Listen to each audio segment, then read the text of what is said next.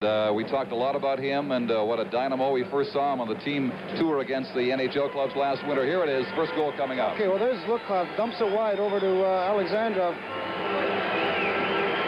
He picks it up off the boards and drops it in here for Vikulov. Watch Vikulov tip it. Back to Zlukov. Zlukov fakes the shot almost, and then fires over to Alexandrov, just right in behind Kern. Very, very pretty goal. Just beautiful. United States hockey team in this Canada Cup tournament, midway in the period. Here it is. Alexandrov takes... No, that's the last goal. We just saw it. All right. Okay, well, let's back One more look at that. In any event, Curran was great under tremendous pressure. We might add right now that we just have had a final score come in from Winnipeg, and what an upset. Finland defeating Sweden 8-6. Here are these saves coming up now. Here's Mальцев takes a shot.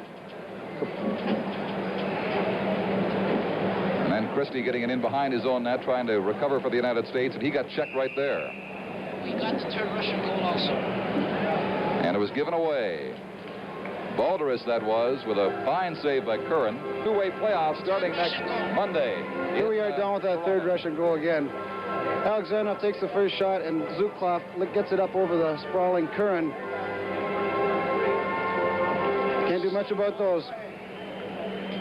So 2 goals by Alexandrov, and he figured in the third, a goal by Zlukov. Now we're back in the second period at least. Live action for you on PBS from the Spectrum in Philadelphia. Team USA working it down quickly into the Soviet zone. The Russians now getting some early pressure. Vasilev has to wheel around in behind his net. Digs it across for Kапustin. Kapustin lobs a long pass ahead. Sargent has it now for the United States. Away from Kapustin. It is shot back in by Bilялетдинов, and it's offside of the American blue line. There he is. Gary Sargent, who's played so well for Team USA.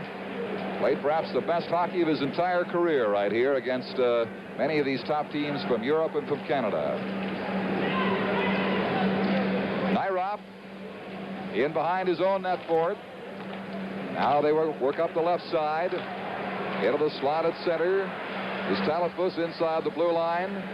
He bumps. Kapustin comes up with it. Gives Kapustin a good solid body check as it slides across to the other corner now. The Russians bring it out to the center ice area.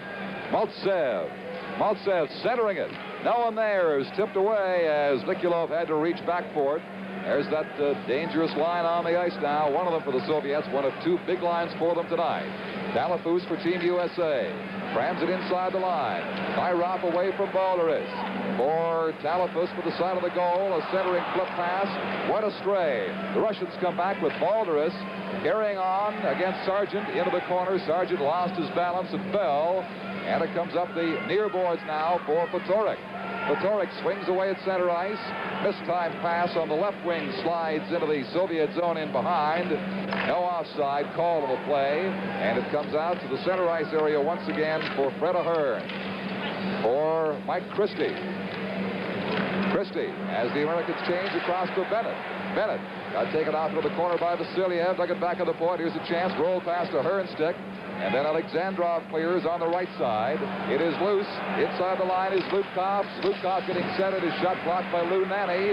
Vikulov passed it back too far. It'll slide all the way back to the Russian area where Tretьяк has to stop it. Kуликov in behind his own goal, being checked by Nanny. Now Bennett back for Nanny. Nanny fighting for it, drags it across to this near side. Then he got stick checked and turned back in by Alexander Gusев, who stays with him. Now Alexandrov works it from the left forward to the center ice area for Vikulov. Vikulov inside the line with Zlukov. And Alexandrov, it slides out to center. Here's a chance for Ahern. One-on-one, Ahern waiting. Ahern forced off to the wing into the corner, then losing possession of the Soviets who failed to clear. Nanny going in for it. Bennett took a long shot. That was blocked, and here is Vikулov. Vladimir Vikулov for the USSR with Alexandrov inside the line. He scores! The quick shot. Flicked by the stick of Vikулov as the fake. He bobbed his head in a motion to go to Alexandrov and then let the shot go to make it 4-0. That goal coming at the 2-minute and 41-second mark of the second period. Here it is, Billy. Okay, here it is. Watch the Russian player right here in the middle of your screen. Alexandrov doesn't go outside, and I think Mike Christie, when he went down to block it, The shot went over his shoulder, and I think Mike Curran was a little bit screened in that one, Don. He didn't seem to see it to the last second. He reacted. That might have been the case indeed. 4-0 for the USSR. The Americans are going to dig harder now. They come out. Patrick's long shot is 12 rows up into the red seats in behind the Soviet goal. With about 3 minutes gone in the second period, the Russians, as you have seen, have just scored their 4th goal. And wouldn't you know it, it's that same basic combination, that line, that has accounted for all the goals now. Vikulov putting in number 4.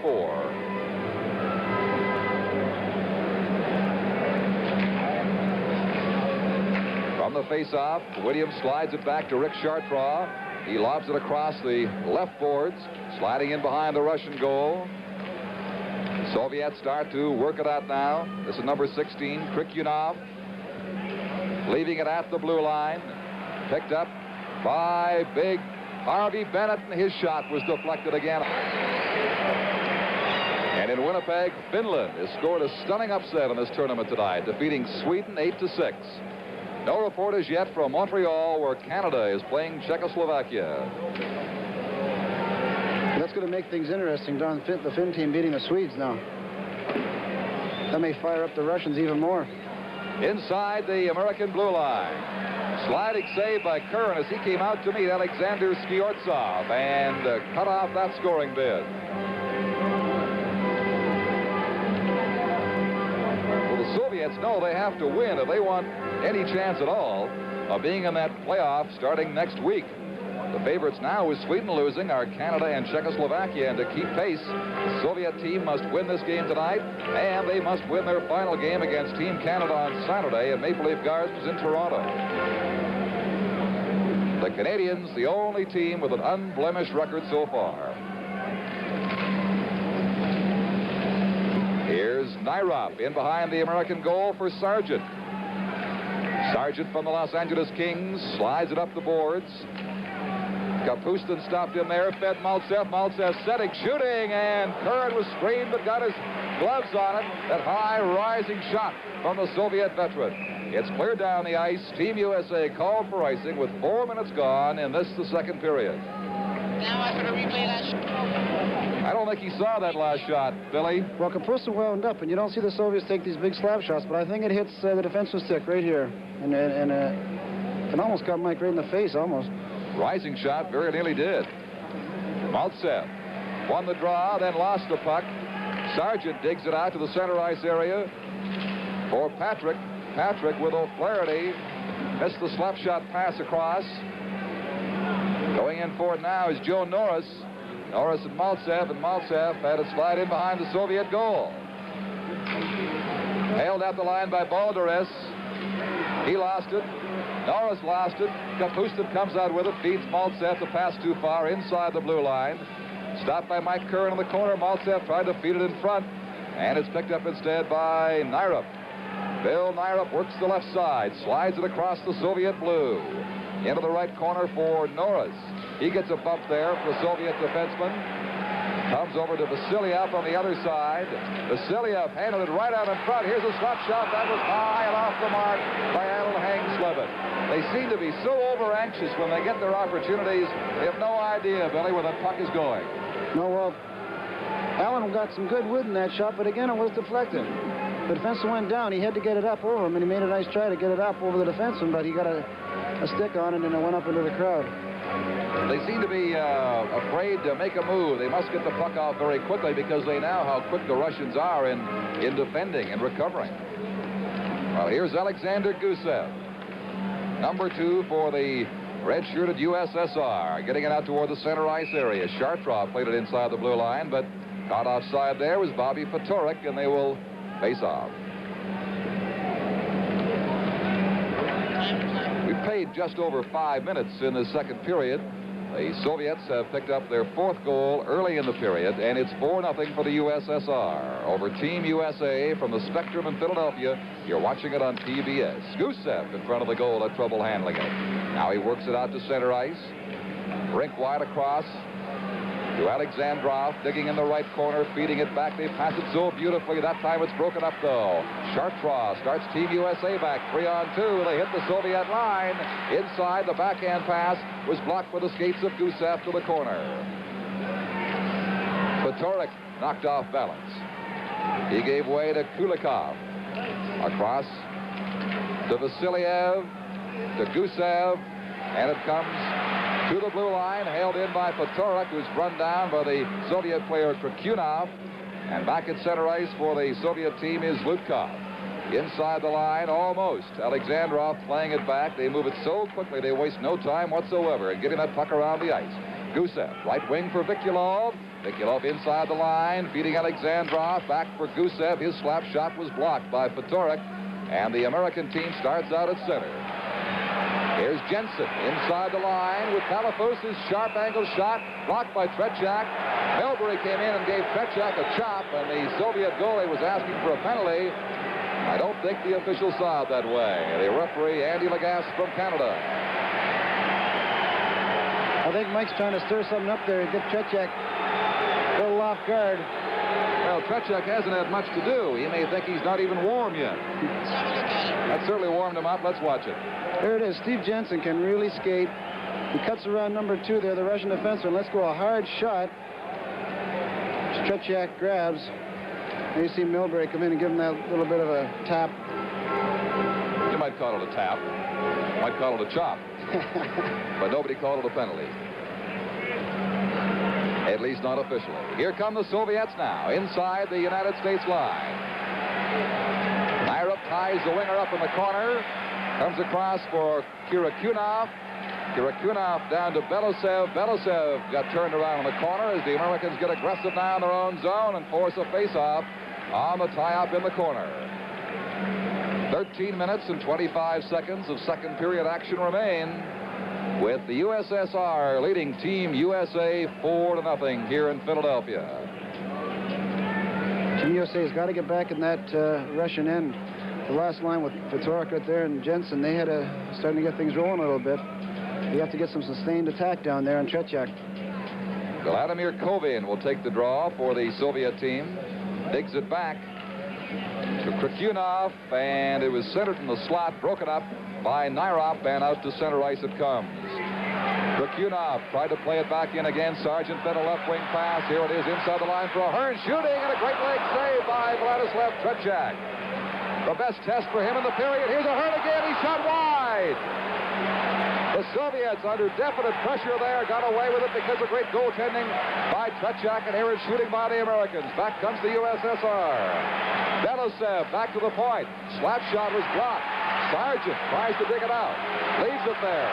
Lou Nanny coming out with it now. Works inside the line and bumped into a Soviet player, and the Soviets are away. They may have a breakaway. Belоусов coming in. Oh, and he shot wide. Here's Kurt Bennett to Nairov, who's had a lot of ice time for the USA team tonight. Along with Sargent. Now they change as the play goes right on. Action opening up here near the midway mark of the second period. Balderis hits the American line. Sliding in front with a shot. Blocked by Mike Curran. Bennett leaves it there. It's cleared ahead by Harvey Bennett to the center ice area inside that Soviet line. Williams forechecking, missed his check, hit the boards, but got the puck. Williams centering it out front. He shot wide. There's going to be a Soviet penalty here for holding, and it's going to be the big defenseman, Valery Vasiliev. I didn't see this one, Don. We'll have to catch this one on the replay. Watch number 6. Hold right there. There it is. You could have called that one a hook also, Don. Yep. I think it's the first time in the game the Soviets have been shorthanded. Yes, that's right, Don.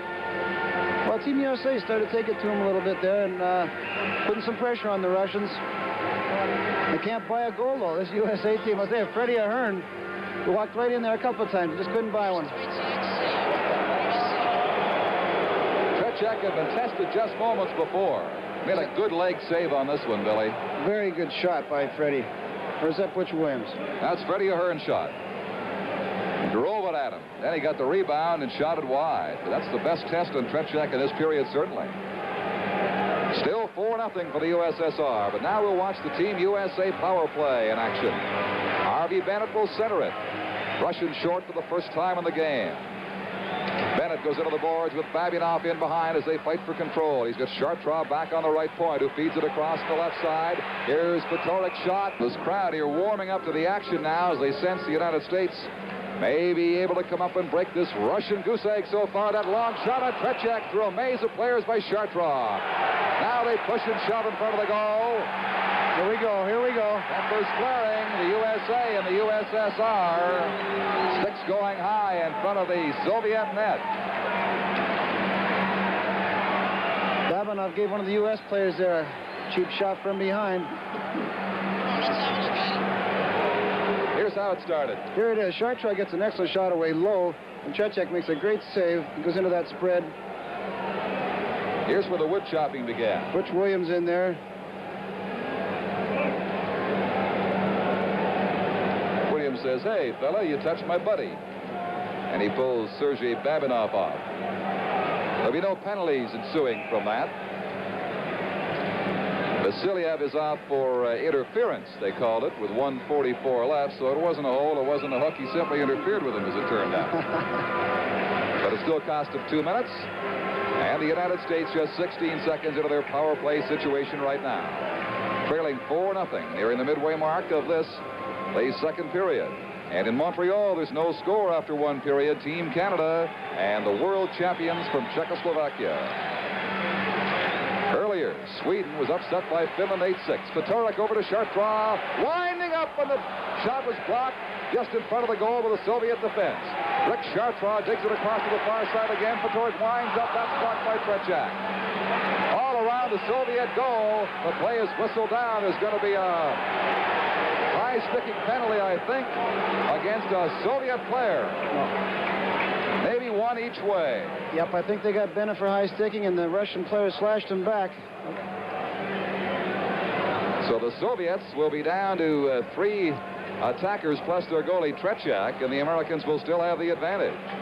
Yes, in goes Harvey Bennett, tall, rangy player, and into the other side of the penalty box is Bilялетдинов for the Soviet Union. Zinetula. I wanted to say it just once tonight to make sure I could. When you weren't rushed, right, Don? I'll tell you, I can't believe the job you're doing. That's a very common name he has if you live in the USSR. It's an everyday, it's a housework.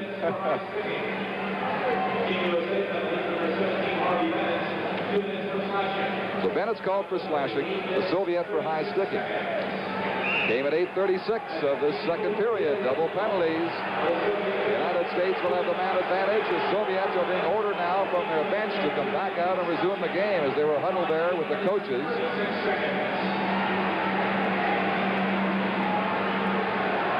Have you noticed?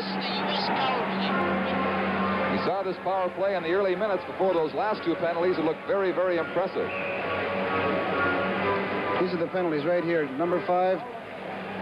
Litnyov, Bennett giving each other a few love taps. All right, Americans with a 1-man advantage. Russians have only 4 men on the ice. U.S. have 5. Here's Chartrand feeding a Talafus. Couldn't get enough wood on the backhand shot on the relay. And the Soviets clear it down the ice. 1:12 left in Vasilyev's penalty. 1:45 left in the double minor penalty. Here comes Rick Chartrand with Talafus. They hit the Soviet blue line. Bouncing puck goes into the corner. Talafus stops for it. Digs it back for Sargent. Winding up. Oh, and on the deflection. Patorik just missed putting it into the goal. Good play again, Don. Geez, the U.S. team just can't buy one. There'll be about 25 seconds of advantage for the Americans left after this. Here it is. Here it is. Chartrand takes it into the corner, feeds it back to Sargent, and just tipped over the top of the net by little Robbie Patorik. And Patorik stays on the ice. The Soviets again conferring at the bench. Crowd booing because they've slowed it down now. Sergei Bабинov finally comes out to become the 3rd Soviet player in front of Tretchak. Patorik with Talafus, Sargent, and Chartrand. Bабinov did not clear from the corner. Patorik comes up with it, beats. Oh, and Sargent's shot went wide. All the way around the boards and down the ice. Time running out for the U.S. manpower advantage in this penalty situation. Chartrand to Sargent inside the blue. Stops, makes the play back to Chartrand, back to Sargent, hopped over his stick. Petorek got tied up in the corner against the Soviet player Babinov, and they whistle it down. He's quite a player, young Bobby Petorek. Phoenix Roadrunners. They say that, as we mentioned at the outset, he means to this club what Bobby Clark means to Team Canada. I think we can see why. A real digger, an opportunist, a guy who doesn't let his diminutive size inhibit him in any way.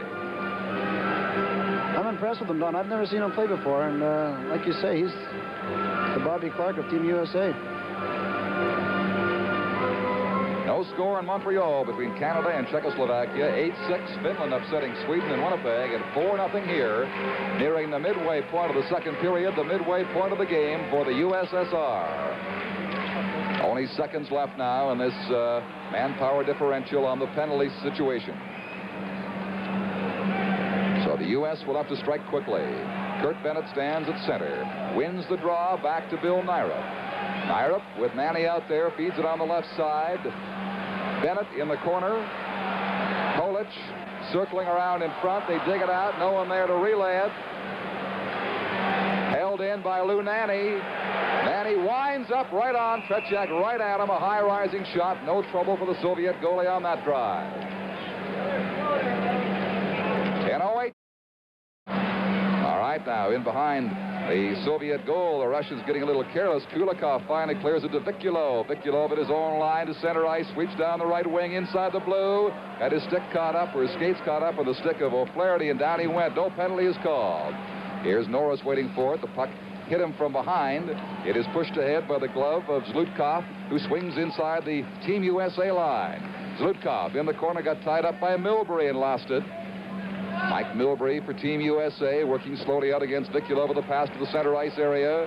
Inside the blue line is Norris, but he waited too long to carry it in, and his two line mates were offside. Don Chevrier with Billy Harris of the New York Islanders with you here from the Philadelphia Spectrum. On PBS, you're watching Canada Cup hockey. All right, from the faceoff, big Alexander Gusef in behind his own goal against Norris. Milbury stopped it against the boards. Gusef got it back, handed it away to O'Flэгерti, and his quick shot stopped by Tretjak and deflects into the crowd.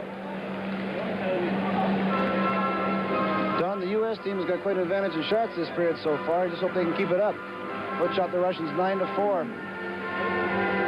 And it's only 16-15 overall. It was 12-5 in the first period for the Soviet Union in shots on goal. But the frustration mounts because the American team, despite the advantage territorially and its shots on goal, can't put one in. Now the Russians hold a little team meeting with Tretjak again, drawing boos from the spectators here as they delay the action once more.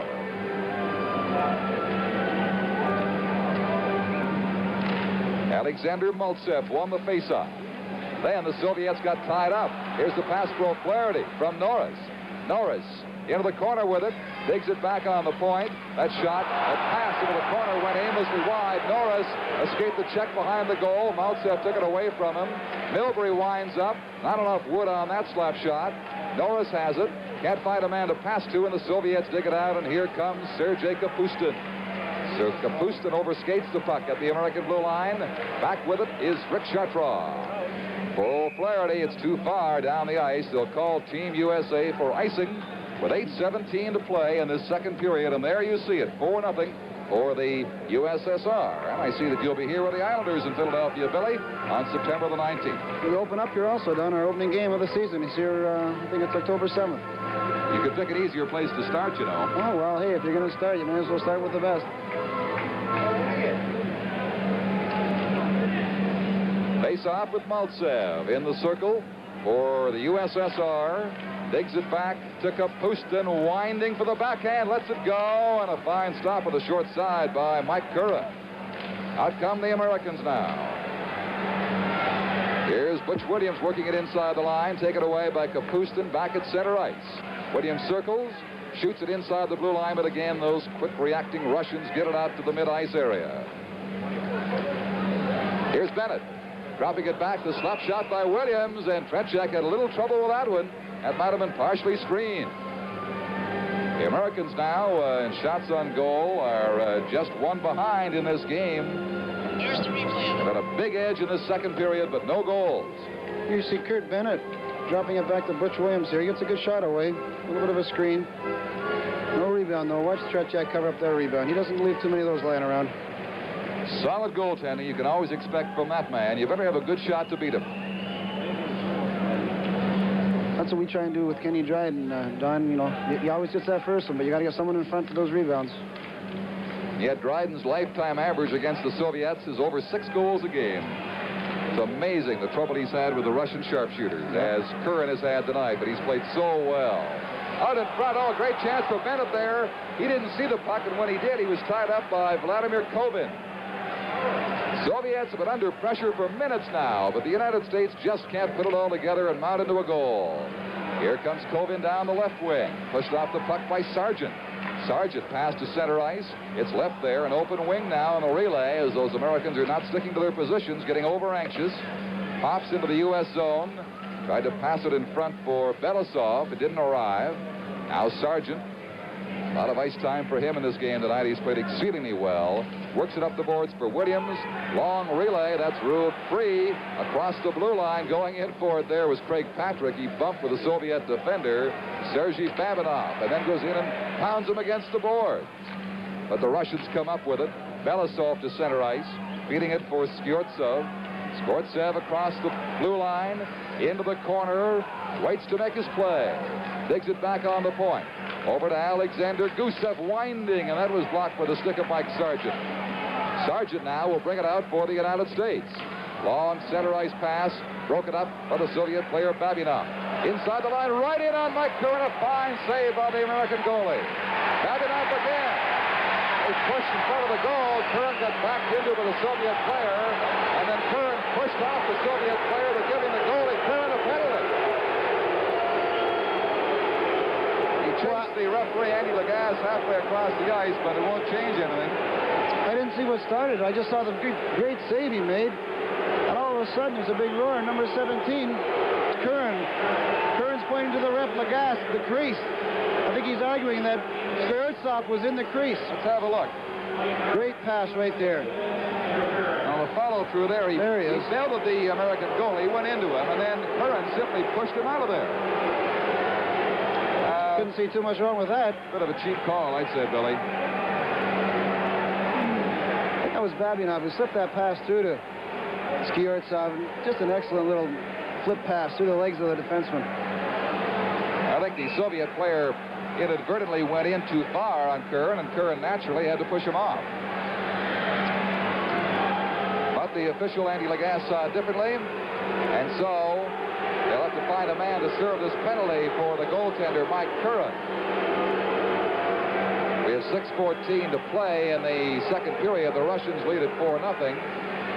And the penalty is for interference. And Jensen has won the dubious honor of going across the ice to sit out the penalty for goalie Mike Curran.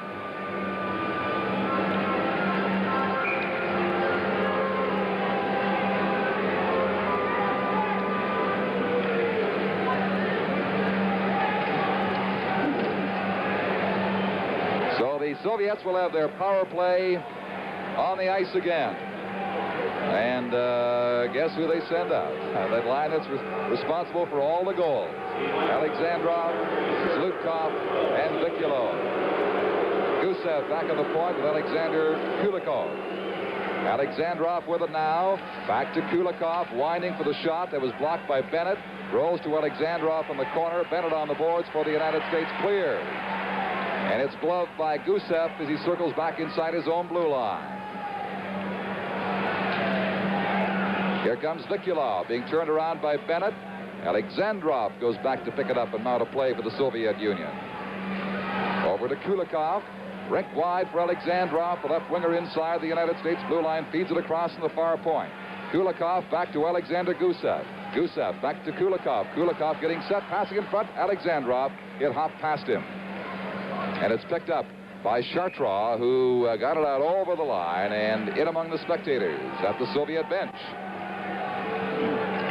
A minute 17 left in Curran's penalty being served by Jensen.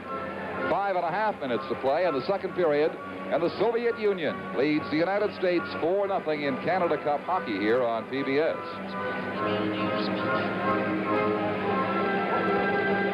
This United States team put together in Providence, Rhode Island, a training camp by Bob Pulford has come a long way, just a few weeks.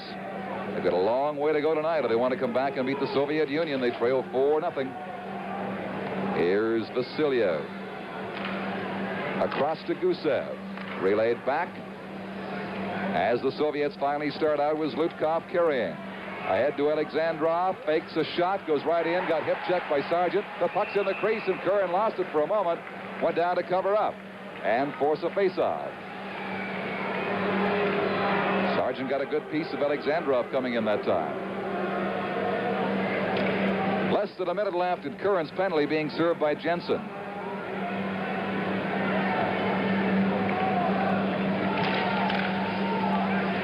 Here's Sargent shooting it away to a corner. Vikulov with it for the USSR. Vikulov winds and shoots from that sharp angle, and there to cut it down and cover and hang on was Mike Curran once again. The Russians are shooting a lot more, Don. Here's the replay. Here it is. Now, normally the Russians will try and set something up from here. You wouldn't see a Russian take a shot from this bad angle, but maybe want to try and catch the goalie off guard. Late change after the face-off. Puck was dropped for a moment, and now they'll do it again. As Bob Pulford changes personnel to try to kill off the remaining 48 seconds of this interference penalty. There's Big Gusev. Veteran of Olympic and World Championships with the Soviet Union. 2 series against Team Canada, 72 and 74. And, of course, that tour of NHL cities this past season. All right, play resuming. Shot to center ice by Nyrup for the United States all the way down to the Soviet zone. But 35 seconds left of the penalty now. The Americans trying to keep the pressure on the Russians in their zone, but the Russians break out. It's 3-on-2. Across the line, Zlutkov back to Vikulov. Vikulov setting for Alexandrov, and the puck never got there. Sargent looks up at the clock, skates slowly to kill some time, has to go back for it on a check by Alexandrov, and feeds it back inside his own line for Bill Nyrup. But Alexandrov is with him all over the ice. Gusev watching it slide down in behind his own goal now. 5 seconds left in Curran's penalty for the United States. And out comes the Soviet Union as they change on the go. They've got Mальцев out there now. Alexandrov shot blocked. It was tied up by the American defense. The rebound was shot wide. Vikulov got knocked down by Sargent. Back comes Fedoruk. Long lead, headman pass. Just missed at the blue line. Good check, no penalty call. Fedoruk tries to center it out. Pops in behind the goal into the corner. Alexandrov with a long shift for the USSR still on the ice. Plays it for Mальцев. Mальцев stopping in the corner. Lost control. Back comes the United States team, but it's broken up by Kапustin. The Soviets constantly forechecking, constantly coming forward and putting pressure on the Americans.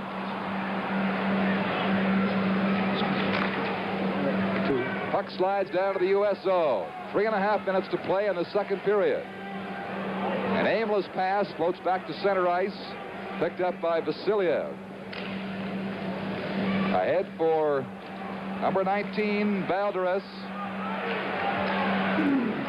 Baldерис inside the line, got taken down by Milbury. Back comes Team USA. This is Fedoruk backhanding it in front. Oh, what a great chance there as Dean Talafus came right in on Tretьяк. Here's Fedoruk missing it. Flips it back. Talafus keeps it in. Talafus centering it for Jensen. Hopped over his stick. And Baldерис comes out with Kапustin. Across the line. Rolls it down beside the United States goal. Could have been a high sticking call on that last play at the blue line, but it went unnoticed by the officials. The USA with 2.5 minutes to play in the period of a play broken up again on the blue line. Here comes Mальцев. Mальцев inside the line, left and right there. Talafus 2-on-1 with Patrick inside the line, getting set to pass to Patrick, broken up by Baldерис, floating back to recover for the USSR. Here's Krikунov. His centering pass was shot by Belоусов, blocked again by Mike Curran. We have just over 2 minutes to play now in the second period. Soviet Union 4, the United States nothing in Canada Cup hockey from the Philadelphia Spectrum. The Americans with their chances to be sure in this period, but they have not capitalized yet. The Russians coming on stronger once again. Kovin inside the line, drops it there, and oh, a deflected shot by Belosov, rolled wide. In behind the goal goes Skvortsov. Skvortsov getting it back for Krikунов. Krikунов lost control, and finally out to center ice it comes on the stick of Butch Williams. Williams, hip check by Vasiliev, finally had to give the puck up. Patrick comes skating in. He can't gain control. Out comes the Soviet Union. This is Belosov inside the line. Waiting on the boards to make his play. Centers it out. Sargent intercepts and heads back for the United States with 1:15 left in the second period. That pass rolled across 2 lines. They'll face off just inside the American blue line, Billy. Geez, the Russians just never stop coming. I don't know if you've noticed them, but they've been coming out of their 3-on-2. I don't know if the U.S. team is tiring or the shifts may be a little too long, but they seem to be getting caught. And it's forcing the U.S. defensemen to back in. Now they're giving the Russian team the blue line every rush down, and that gives them time to set up their plays. You have to meet those Russians outside the blue line, force the offside, or force them to make the play. I know Bob Pulford told you, and the players did have a basic plan for this game, but it's been impossible to execute that plan the way the Russians have played. Well, that's part of the reason why the U.S. team is getting caught up, Don. They're going in forechecking what they tried to, but it's They're getting caught, you're right. Alexandrov lost control there. Norris for the United States starts a play away inside the Soviet blue line. O'Flэгерти in the corner, rolls in there. They bump against the boards. Less than a minute left of the second period now. 4-0 for the USSR over Team USA as Vikulov brings it out to center ice. Hits the USA blue line. Then as he stepped inside, had a stick check by Alan Hangsleben. Gusef out to Alexandrov, or is Alexandrov to Zlukov across the right side over the blue line. Lost control there with 30 seconds to play in the second period. Here's Rick Chartrand for the United States, or Milbury at the blue line. It's offside. O'Flэгерti got caught in there, I think. They'll face off at the Soviet blue with 23 seconds to play in this second period. Remind you again that Sweden has been beaten by Finland 8-6 tonight in Winnipeg. And after one period in the Montreal Forum, Team Canada and Czechoslovakia are scoreless. There's Milbury. Mike Milbury has given the United States defense some excellent service tonight. Paired out there with Rick Chartrand. Gets the puck right now. Just 20 seconds to play in the second period. A hard, long drive handled easily by Tretjak. Comes to Kapustin on the boards. Rink wides it across the ice to Balderis. Drop pass from Mальцев. Mальцев closing in. And a sliding save by Mike Curran. He'll hang on and produce a face-off with 7 seconds left.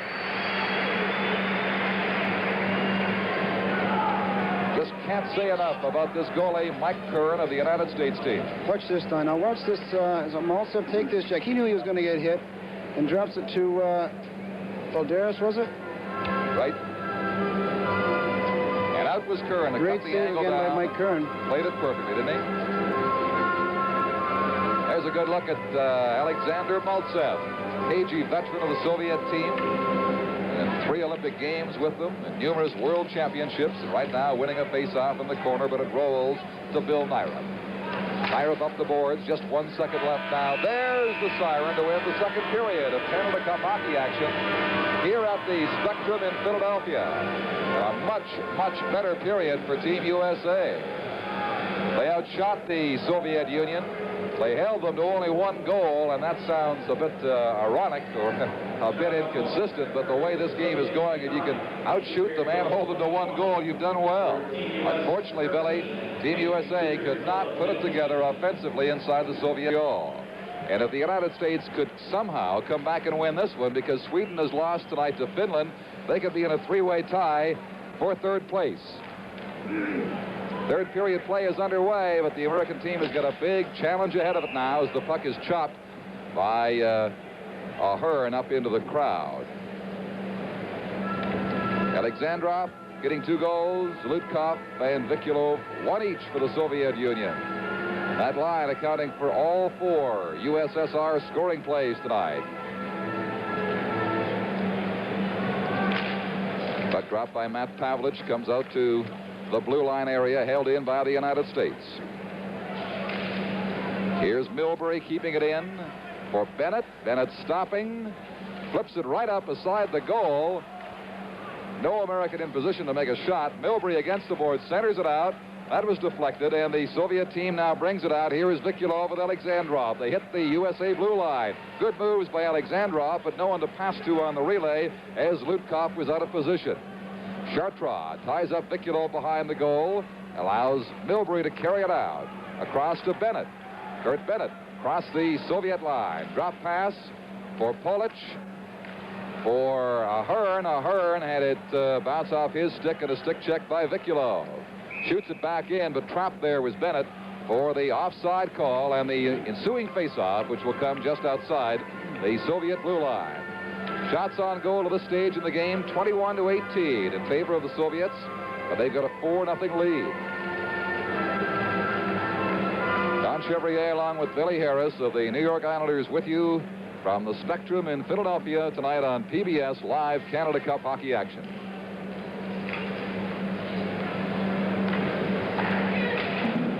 Shot in by Alan Hangsleben. Cleared around by Bilялетдинов for the Soviet Union.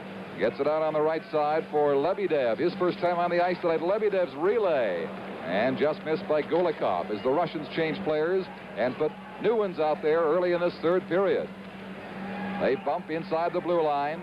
The Soviets skating it out back toward their own zone to get something organized. Yuri Lebedev getting it across to Vasiliev. And Vasiliev relays it off the boards past Kуликов down the ice. Curran lets it go. No icing is called. Waved off by the officials. Sargent overskates the puck. Repnev also on for the first time. A complete new Soviet line. Works it behind the goal. And he was checked by Norris. This is Norris working out to center ice for Team USA. Slowed down by the nagging harassment of number 13, Kуликов. In behind the goal. O'Flэгерти bumps as the puck slide around. Lebedev with it. Back to the other side. Coming out to Repnev. Repnev sending Lebedev away at the blue line of the United States. Setting for a shot way off the mark. 10 rows up in behind Mike Curran. You'll hear a roar here in a moment. It's about a baseball score. There it is, a 4-2 win for the Phillies, so they have finally won a ball game. The Soviet Union is not yet tonight. Won a hockey game here, but they're well on their way with a 4-0 lead over Team USA. Time remaining is time left until the first half of this third period is over. Then they'll change ends. Now 7:35 remaining. Here's Patrick losing it. Center ice, Bабинов for the Soviet Union. Played in by Belossev. Goes around behind the goal. Stumbling there against the boards was Mike Christie. Having trouble clearing now. Soviets clear it high in behind the referee, Andy Lagasse. Into this corner for Patrick. Out for Christie. Christie being watched by Soviet players. Bабинов just kept it in. Now team moves out. Here's Harvey Bennett going inside the line of the corner against Bабinov. Plays the puck, not the man. Tries to tie it up for a face-off and succeeds. There'll be a face-off with 6:51 until they'll change ends. 16:51 left in this third period. Well, this number 4, Sergei Bабинov, has played an outstanding game for the Soviet Union. He's a new one to me, Billy. He wasn't around in previous tours. I've never seen him before, Don. But indicative of the tremendous depth of hockey talent in the Soviet Union. They keep coming up with new ones all the time. They've left Yakashev at home, Varlamov at home, Mikhailov, so many of the veterans we've come to meet. No, Sagankov, and yet with this new team, these new players, the Soviets are dominating here again tonight. Long shot handled easily by Tretьяк. I'd like to get into why they brought these players over a little later, Don. We get a break. All right. Working inside the line was Rick Chartrand. Finally had the puck taken away by a guy that's very familiar, Alexander Gusef. Vikulov is up top line, is on the ice now, battles against the boards with Milbury for possession. Comes out to Talafos at center ice. Gusef with it for the Soviet Union. His pass for Zlutkov, popped over his stick. Chartres to Talafus. And that pass for Fatorik went astray. Americans being pinned in. Now they come out to center ice at the Soviet blue line. Inside the drop pass for Fatorik. For Jensen, off the mesh, the back of the goal. Jensen tries to jam it in front, being tied up by their strong player, Alexander Kulikoff. And that'll bring about a face-off to the right of Tretjak. Yes, about this thing you wanted to bring up, Billy. Well, Don, I was listening to the press all along before the tournament started, and the Russians put in a list of a certain amount of players that they didn't include certain big names. And then, when they applied for their visas, these names were on the list. But there is a lot of new ones. Now, these are younger players. Now, the Russians apparently claim that they want to get these players ready for the World Tournament. Now, there's been a lot of controversy over whether possibly the Russians were scared of losing, and they're using this as a cop-out, or these players may be used to playing on the smaller Canadian surface. I don't know, but maybe they thought coming over here, playing all the games over here, they just didn't feel they were going to be able to win it. I think that's partly true, what you say. Also the fact that you can't, you have to try to understand the Soviet line of thinking, and that is that this is not a world championship to them. The official world championship is in April in Vienna, and to them that means much more. But don't kid yourself. I'll tell you, they'd like to win here. They'll downplay it by saying we had new players if they don't. Well, I think that these are their best players. There's no doubt about that. As of right now, and just think what's left back home in case these don't pan out. Anyway. If these aren't their best players, I'd hate to see their best ones. Well, Yakashev I'm certainly thinking of for one. Against the boards, there's Nairop taking the Soviet player Lebedev heavily in there, and the play is whistled down.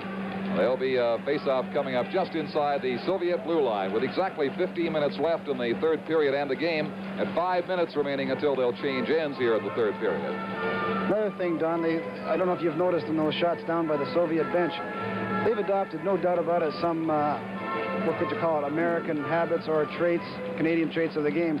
But do you remember the announcer used to be on the bench? Mm-hmm. Well, now their announcer is just sitting down from us. Nikolai Rozarov. He used to stand on the boards and do play-by-play, and it's taken him till this year to move upstairs where you can see the game a whole lot better. All right, play resumed. Inside the line, that pass went to an open corner for the Americans to pick it up and bring it out of there. Here's Christie feeding on the left side. That shot was blocked. Hard slap shot by Alan Hangsleben. Broke his stick on the play, digs back for a new one at the United States bench as the Soviets come out. Krikунов inside the line. Kodov had his pass broken up. Slap shot by Bабинов, deflected. That's up into the crowd 6 rows deep. Middle of a face-off at a 4-0 game with 4:16 remaining until they change ends in this third period. Sweden has been beaten by Finland 8-6 in Winnipeg tonight. And after 2 periods, getting set for the third of the Montreal Forum, surprisingly, in many ways, no score between Czechoslovakia and Team Canada. Saturday, Canada plays the Soviet Union in Toronto, while the United States will take on Finland in their last scheduled tournament game. The Finns, after winning tonight, are going to be tough. Here's Patrick losing it to Mальцев. And Mальцев got turned around. Patrick won it again. Vikulov digs it out in front, and Gusev's shot was deflected wide, and that goes out of play. Certainly isn't as enthusiastic as when the Flyers are playing. I remember that 7th game a couple of years ago on your semifinal series against them here. I have never heard so much noise in one building in all my life. Well, they had their lucky charmer with them that night, too, Don. That gets the crowd going pretty good. Old Kate Smith, and then just seconds after the game started, they scored a goal, and the Islanders were sunk for the night. The 7th in the deciding game. But a great series it was. Here's Gusev. Patrick almost stole it, and a bad pass by Gusev. Covering up for the Soviets there was Zlutkov. They go inside the line with Vikулov. Vikулov turning, relaying it out to the far side. Here's the slap shot. That was knocked down. Chartres against the Soviet player as he falls. Plays it in behind his own goal. Then up the left boards, the puck slides down the ice inside the Soviet blue, and big Gusev goes back for it. Digs it out, and Patrick intercepts for the United States to Chartres. Chartres, way offside as the American player, Williams, was caught deep in the zone, and they'll have to face off at the Soviet line with 13-13, 3:13 left until they'll change ends in the third period.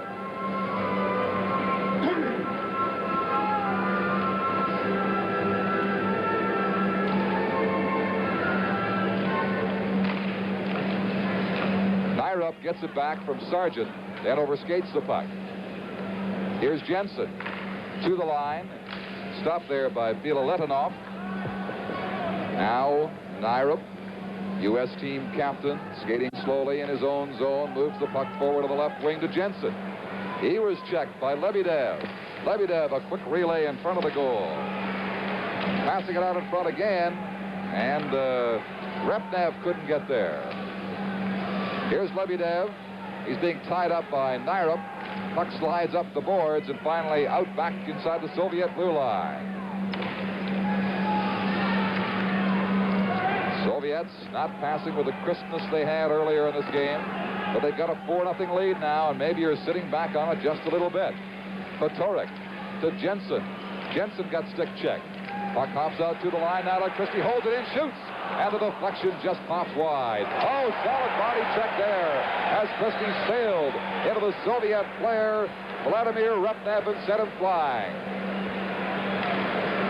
Christie falling dangerously, and he got the puck over just in time to Lou Nanny as the two Soviets were swarming around for it. Zinetula Bilялетдинов in his own zone leaves it for Valery Vasiliev. Patorek takes it away from him. Takes it back into the corner for Talafus. Talafus passing it in front of the backhand shot. Oh, hurried too much by Kurt Bennett. He could not get a good drive away.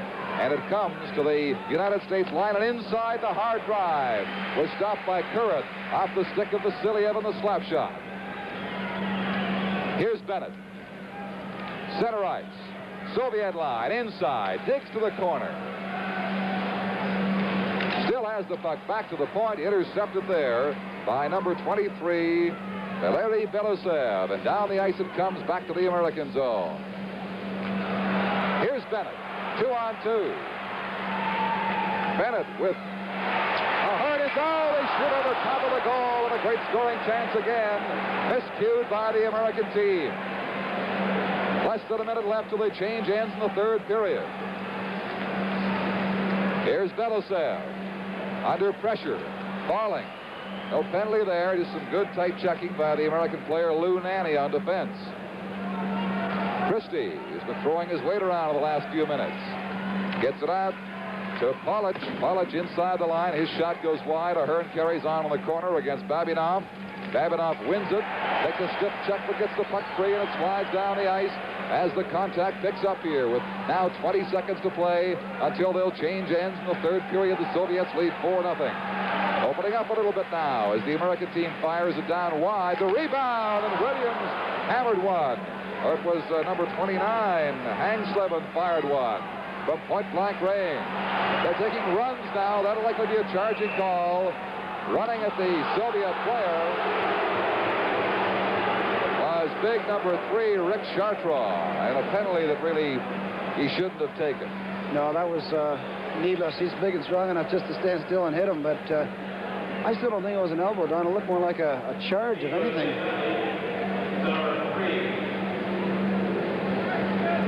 Chartrand took about 6 steps to get at him. Here's the previous check by Sargent.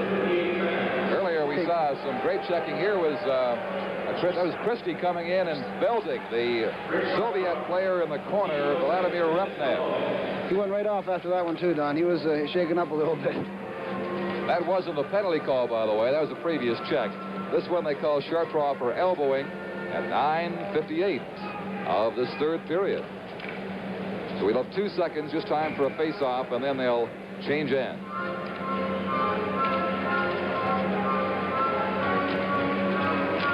There it is. They drop the puck. They know there's no time. Gusef hangs on to it, and now they will switch around for the final 10 minutes. And I should explain how this rule originated. It was when hockey was played on outdoor rinks in Europe that they used to make it fair in case the wind was blowing one way or there was a snowbank at one end. And actually, since they moved indoors, they've retained it. But it's good for the spectators because you get to see your team, whoever you're cheering for, at your end, wherever you're sitting, for exactly half the game. Unbelievable. Where did you pick that one up? Somewhere in Europe. Yeah. Well, I can remember when I used to play outside, Don, and it would make... ...the win, but it'll come back against the Soviet Union, trailing 4-0 now, as we move to the final 10 minutes of this Canada Cup tournament game. Here's Zlukov sending Alexandrov away inside the line. Back to Vikulov. Vikulov tried to steer it in front of the goal. Couldn't do so. Sargent broke it up. He looks a bit like Jim Nielsen physically. Plays like him. Strong, heads-up defenseman. Got it down the ice. And the Soviets, Vasiliev with it now. To Gusef. They've been a pair for years. Veteran defenseman. Patrick for the United States couldn't make the blue line play. Now the Soviets, Alexandrov with it. Alexandrov waiting. Weeds his way through O'Flэгерти. Vikulov, and the shot was blocked at the defense. Nairov got a piece of it. Slides to the corner. Vasiliev over to Alexandrov. Back to Alexander Gusef. Waiting to organize their play now. They got the power play advantage. A minute left on the American penalty. Gusef feeds it down the boards. Takes it back on the point. They'll take all night until they can make it work. Over to Vasiliev. Vasiliev feigns the slap shot, drives it down to Alexandrov, and then a miscue is picked up by Craig Patrick. Back he comes for Team USA to center ice. With Sargent inside the line, or O'Flэгерti. The Soviets pick it up. Vikulov to Zlukov with Alexandrov 3-on-2. Oh! The defenseman Nairov fell. The relay in front of the rebound. It's still loose in there. And finally, Nairov recovers for the United States, but does not clear all the way out. Vasiliev gets it across to Alexander Gusef. Gusef into Zlukov. Back to Alexandrov. Setting to Vasiliev. Hopped over his stick. Out it comes. 15 seconds left of the penalty. The United States may now be able to kill the Soviet power play. Short draw off for elbowing. Just 5 seconds left in that penalty now. We have 8 minutes left in the game, and the Soviets lead 4-0 here at the Philadelphia Spectrum. Chartra's back on. The teams are at full strength. Here's the pass for Lebedev. That's called on the offside at the American blue line. By the way, midway in the third period, in Montreal, no score between Canada and Czechoslovakia. Okay, let's have a look at Curran saves from behind the net. Billy, here's Mike Curran at work. All right, here's the Russian player cutting out in front. Let's go, a very hard shot, and the rebound goes over to the right. The pass back over to the Russian, off the crease there we saw, was blocked by the U.S. defenseman. That's typical of those Russians, though. They don't like to spoil a shot, take a bad shot. They'll set somebody up. They'll wait all day until the right shot comes along. Lebedev, long lead, headman pass for Repnev goes too far. In fact, far enough to be called for icing, and they'll bring it back. With 7:39 to play in the hockey game. 4-0 for the USSR. Philadelphia has been the home base of the American team. They played 2 games here. They tied the Czechs 4-4 the other night, and now trail the Soviets 4-0. They will be playing in Montreal, their final game on the weekend against Finland. The Finns tonight knocked off Sweden 8-6. That'll be quite a finishing game for both these teams. Here's Christie from the point. His deflected shot goes wide. Bennett against the boards. Gets tied up by Vasiliev. Christie keeps it in from the left point. Vasiliev for the Soviet Union, getting it around on the far side, and finally out to center ice. Golikov works it out there. Vasiliev, the defenseman, rushing in with it now. Drops the pass on the right side. Here's Golikov turned around, tried to feed Vasiliev. He gets hammered against the boards by Ahern, and the United States team brings it back to center. They're 2-on-1 going in now. Now the Soviets come in. Golikov caught up with it, and there's going to be a play whistle down. And I believe a penalty detected by the referee, Andy Lagasse, inside that USSR blue line. It'll be a Soviet penalty to number 13, Alexander Golikov. Did you catch it, Bill? I didn't see it, Don. Did you notice the Russian passing? Just incredible passing. Canadian, or the U.S. players came back, tried the same play, and they just haven't played enough together, and Freddie Ahern dropped it there for Bennett, and he just wasn't expecting it. So scientific, so quick, and their reflexes are just incredible to watch. Well, I listened to Freddie Shiro during the intermission while you were getting a soda. Very interesting talk, and that was part of it there. The Russians are so adept, and they're so quick. They're all-round athletes. They're top soccer players. They're top gymnasts, and it shows the way they move out there on the ice. I'll tell you, Fred Shiro knows that Russian system and how they think and react as well as any man in North America. Here's a pass right in front. Oh, a point-blank save by Tretьяк, robbing Dean Telefos, who had him cold. I'll tell you, this U.S. power play is looking all right, Don. Great pass by Robbie Fatorik. Spotted Dean Talafus over there in the high slot. Maybe we'll see it here. Here it is. Chartra over to Fatorik. Controls it. He skates in, fakes his shot, and lays it right in there. Just Dean's all alone, gets his puck up on Tretьяк, and he couldn't find a corner, could he? He drove it right up into him. He couldn't go left or right. I don't think he meant to get up that high. I think when you're that close, you should shoot in. What a great scoring chance for the United States to break this Soviet shutout. 6:48 left now, minute 45. And Kolikov's penalty. Talafus a good stiff body check there. And the Soviet player came out of the corner swinging. He didn't like that. As gloves come up now, and tempers flare, and that USSR corner to the left.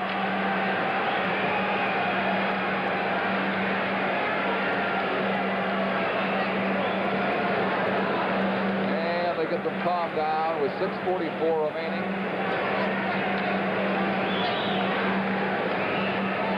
Bабинов skating out of there, back to the Soviet bench to Gulag. We're going to have another look. Here it is, Don. The Russian players got it now. Bennett and Talafus started getting up on the guy. That's not what you mean by 2-on-1, is it? They could have called that one piling on. There are too many men on the ice in one spot. It was Repnev who took the pounding, and he didn't like it. He fought his way out of the corner. All right, play about to resume now. Minute 41 left on that Soviet penalty. The Russians with Repnev in behind the goal, failing to make his pass flick, comes to Harvey Bennett. Away from Bабинов, swings it back to the point, the left side. Try to work it across to Chartra. Bad pass thrown down there. And the Soviets come back now. Repnev and Lebedev with it.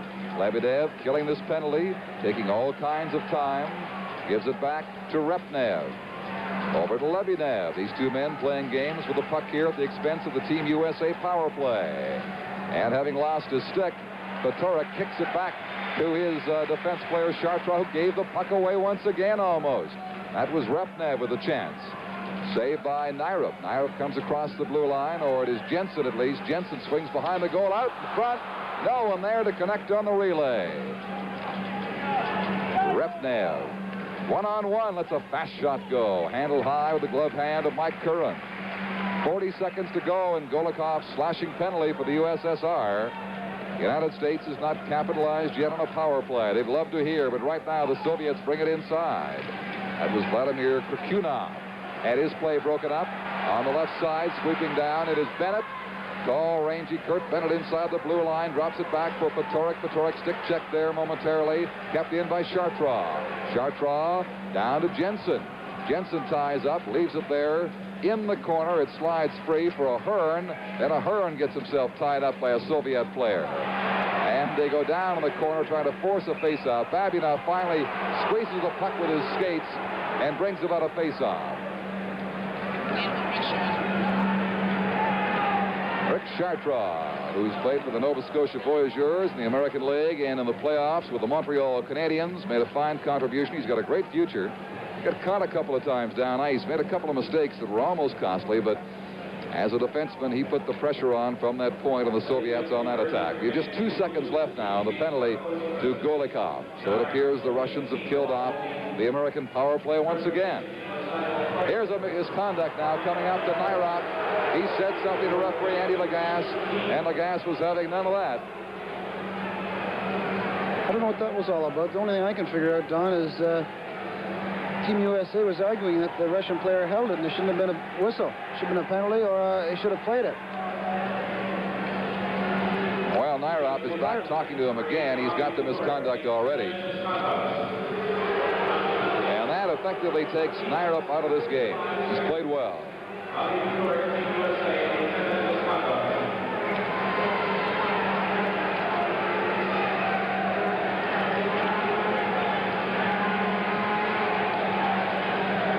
There may have been a penalty.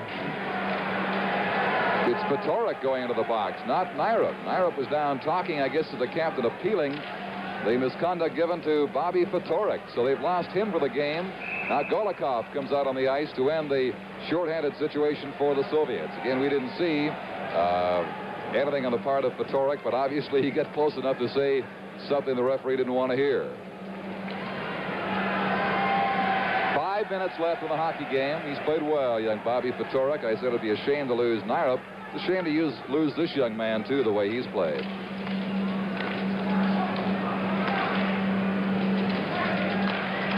All right, action around that Soviet net. Ahern falling, trying to follow it up. Slides down inside the United States blue line. Here is Alexandrov, but oh, he just missed the hat trick. Just missed his third goal of the night. Vikulov along the boards, pressured there. It's held in momentarily at the blue line. Finally shot in behind the American goal. Alexandrov flipped it right out in front, and Curran had to hang on.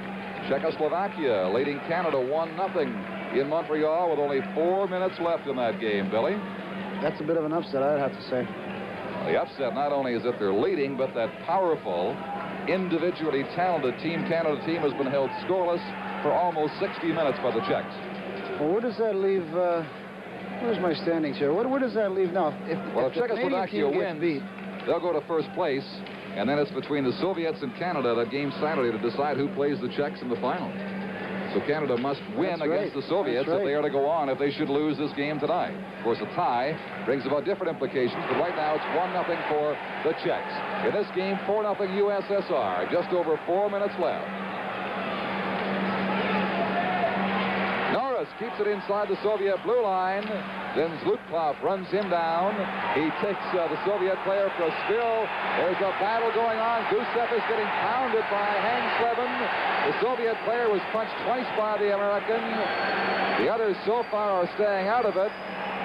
That almost reminds me of Ricky Lee in Moscow pounding Valery Harlamov of the Soviet Union as Game 6 ended.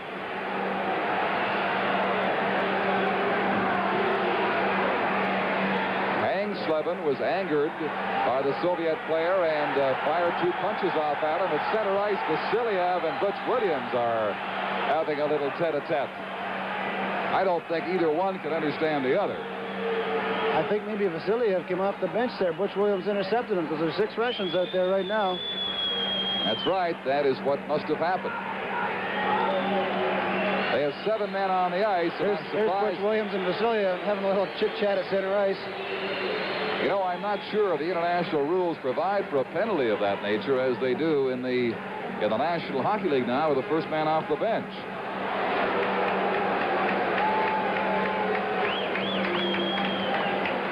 That's a new NHL rule, certainly, a year or so ago. Yeah, they brought in a few more this year, Don, to try and curb the so-called brawling and...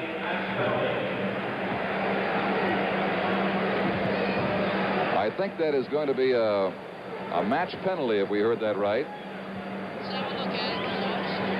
Let's see what happened that caused this outburst between these 2 players. Here's Hangsleben. He just walked up and hammered him. He walked up and started punching the Soviet player. Saw it there on the right of your screen. And then he's hammering him when he's down. Gusef didn't get a shot in. He took about 5 blows from Hangsleben. Well, the Russians don't like to fight, Don. They don't agree with that. It's not part of the game, and they don't have any fighting over in their leagues. I'll tell you, if I was Hangsleben, I wouldn't want to fool around with John D'Amico out there. He said he just missed him with a little bit of a shot. I've known John ever since I've been in the league, and he's a pretty strong boy. Vasiliev in conference with the officials. No doubt he's arguing about his penalty. I don't think he deserves one, but... Well, Gusef certainly didn't, unless you award 2 minutes for, impersonating a punching bag. No, Gusef, I guess, isn't. That's Vasiliev. He came off the bench. Yes, that may be the call then. For coming off the bench, they've awarded that penalty. So it's provided for under these rules as well. You just don't see it happen that often in international hockey with an absence of fighting, so I couldn't really be sure. I couldn't remember ever seeing that before. All right, play is underway. There's been a match penalty, a bench penalty for leaving it to Vasiliev of the Soviet Union as the American player hammered the Soviet player Gusef. And is gone. Here's Nyrup now for the United States. We've had a misconduct and a match penalty given out in the last few minutes of play. 3:35 to play in the game. And they whistle that play down for a face-off which is going to come all the way back down the ice into the American zone. It's a good look at Peanuts O'Flэгерti, Don. He's a real firecracker player for the Vancouver Canucks. Peanuts O'Flэгerti. I'm sure you've heard of his father. Great NHL star for a number of years.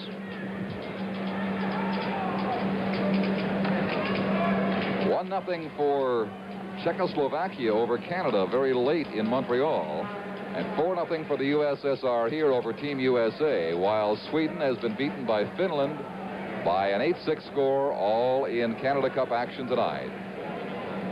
With a minute left now, it's still 1-0 for the Czechs in Montreal.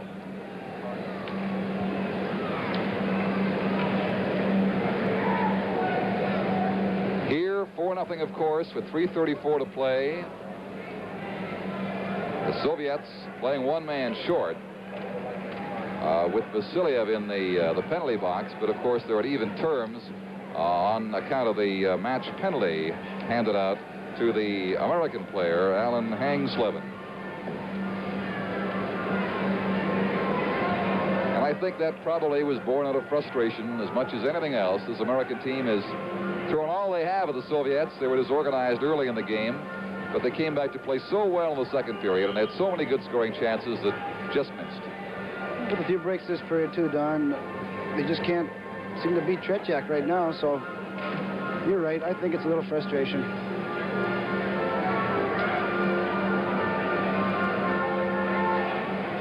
This loss, it definitely knocks them out of any contention of the top two teams.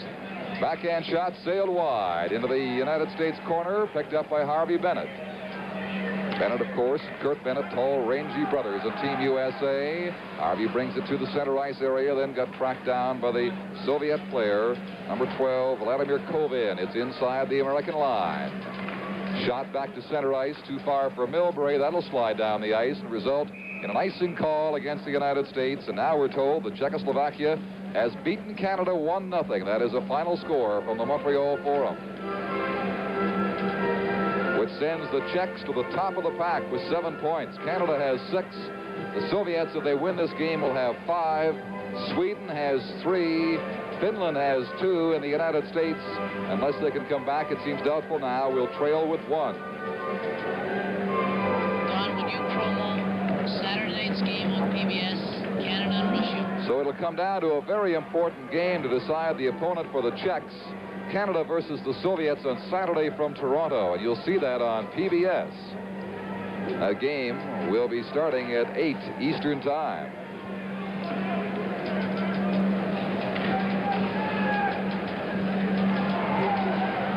Gusef has recovered sufficiently from the pounding.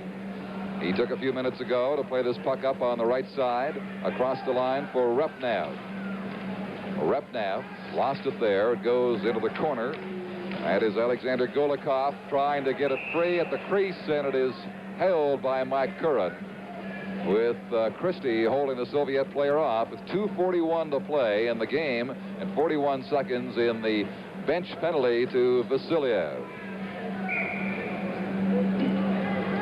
Don Chevrier with Billy Harris of the New York Islanders with you from the Philadelphia Spectrum, as we have seen an inspired and motivated USSR team spring to action early, take a commanding lead, and then hold off the thrusts of the American team the rest of the way.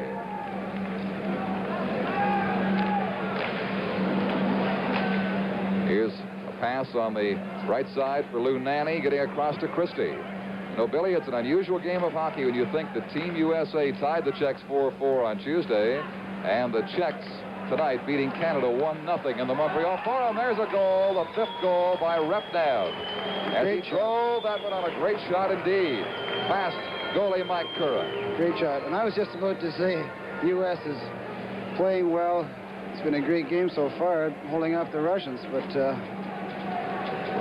Repnev broke in there on the left side. We'll see it coming up here in a second. Excellent shot. You just can't hold these guys off forever, Billy. That's what it amounts to. A little pass right in here. Christie tries to get a stick on him, but picks that far corner. Mike didn't have too much chance on that one. Well, they can thank Golikov for that play because he set Repnev up beautifully. Here they come again. A quick shot, gloved and deflected off the target by Mike Curran. But again, there's no faulting Curran in his performance tonight for Team USA. Outshot 29-22. 5-0 the USSR is the score with fewer than 2 minutes remaining now. Here's the long lead pass. Sargent recovering for the United States. Comes to Milbury in the American corner.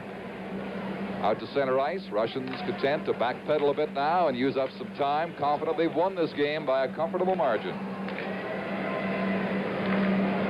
Repnev's goal is the first one tonight not scored by that big line of Alexandrov, Zhutkov, and Vikulov. And that shot drives wide. The rebound is loose in there.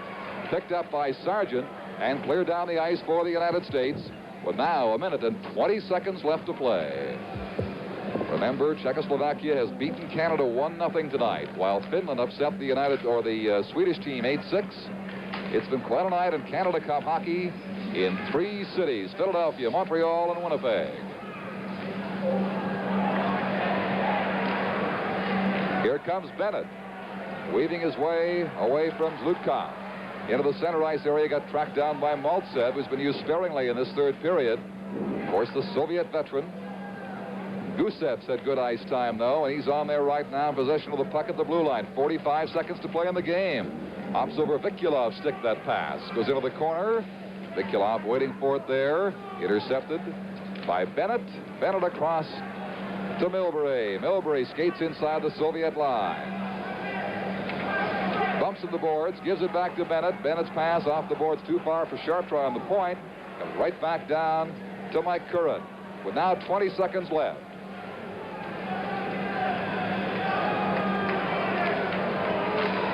Sharptry had it taken away by Mальцев. The pass bounced off of Mальцев, stops, feeds it across to Vikulov, back to Mальцев. Mальцев getting set. He couldn't get full wood on it. The deflection pops into the glove of Mike Curran with 5 seconds to play. That's one time those passes backfired, Don. One too many, and the Soviets over the years have consistently done that. They have not learned to shoot when they get the chance. They await the perfect play.